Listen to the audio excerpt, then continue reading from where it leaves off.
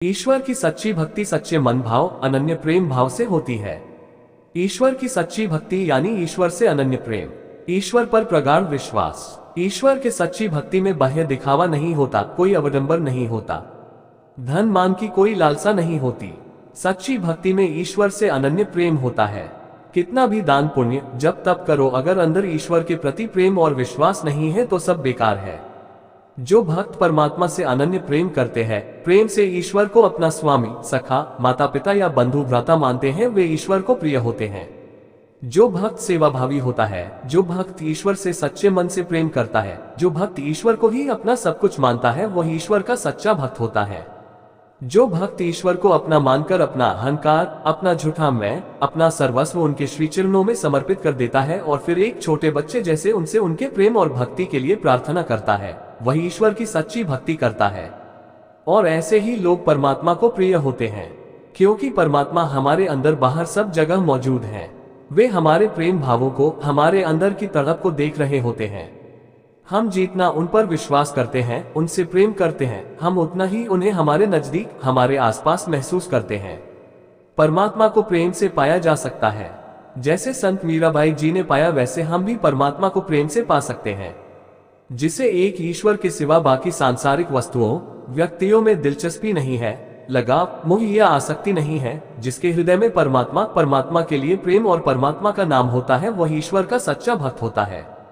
परमात्मा को पाने के लिए उन्हें निर्मल मन से, निर्मल भाव से श्वासोश्वास में याद करें, कुछ पाने के लिए नहीं। बस वह हमारे हैं और हमें उनसे प्रेम है, इसलिए तब परमात्मा हमसे दूर नहीं है। वह हमारे ही हृदय में बैठकर सब खेल देख रहे होते हैं। हमारे अंदर जो साक्षी है वह परमात्मा है।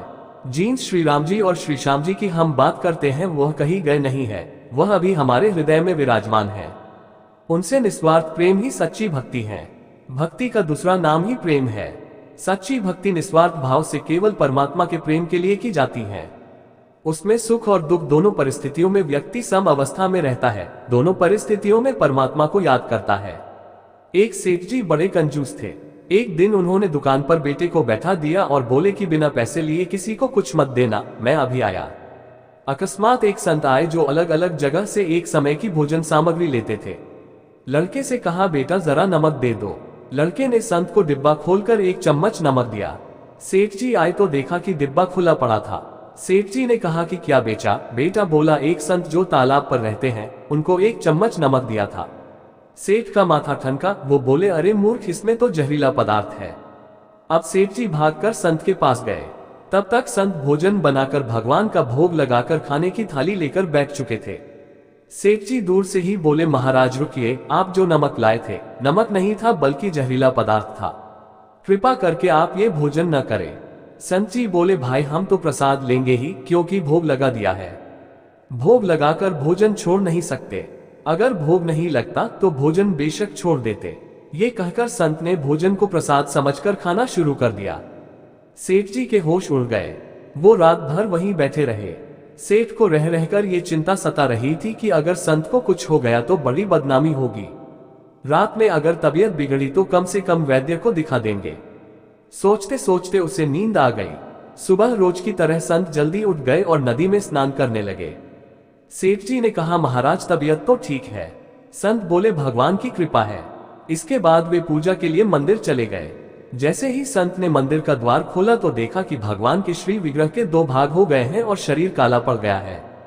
ये देखते ही सेठ को सब समझ आ गया कि भक्त के अटल विश्वास को देखकर भगवान ने भोजन का जहर भोग के रूप में स्वयं ग्रहण कर लिया और भक्त को प्रसाद ग्रहण कराया। इसके बाद सेठ ने तुरंत घर जाकर बेटे को दुकान सौंप दी और स्वयं संत की शरण में आकर भगवान की भक्ति करने लगा। ऐसी होती है भक्ति। भक्ति में जो पावर है वो किसी में नहीं।